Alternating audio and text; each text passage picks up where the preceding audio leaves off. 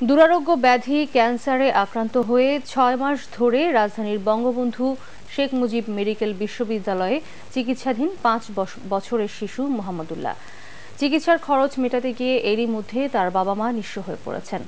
অসহায় এই বাবা মা ছেলের চিকিৎসা চালিয়ে নিতে সমাজের হৃদয়বানদের সাহায্য চান।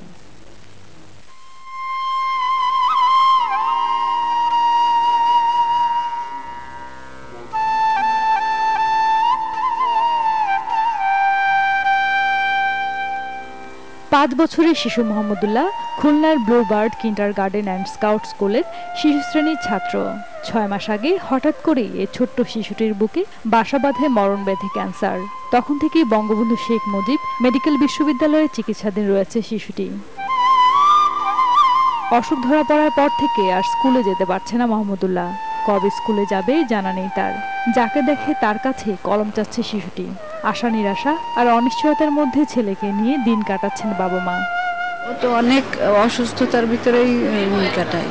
এর আগে যে কেমো দেওয়ার পরে অনেক অসুস্থ ছিল, তো সেই সময় ওই স্বাভাবিক জীবন ভাবার মতো অনুভূতিও নাই। সবাই আমার ছেলের জন্য দোয়া করে, সবাই জন্য আমার জন্য নিয়ম মাফিক ট্রিটমেন্ট করে আমার বাচ্চাকে সুস্থ করতে পারে, এটাই আমার সবার কাছে চাওয়া।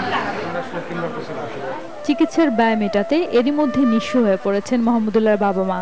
নিরুপায় হয়েই হৃদয়বানদের কাছে আর্থিক সাহায্যের আবেদন জানিয়েছেন। ছোট্ট এই শিশুটিকে সাহায্য পাঠাতে যোগাযোগ করতে পারেন মাদার কম্পিউটার্স, হিসেব নম্বর 2427, ইসলামী ব্যাংক বাংলাদেশ লিমিটেড, খুলনা শাখা।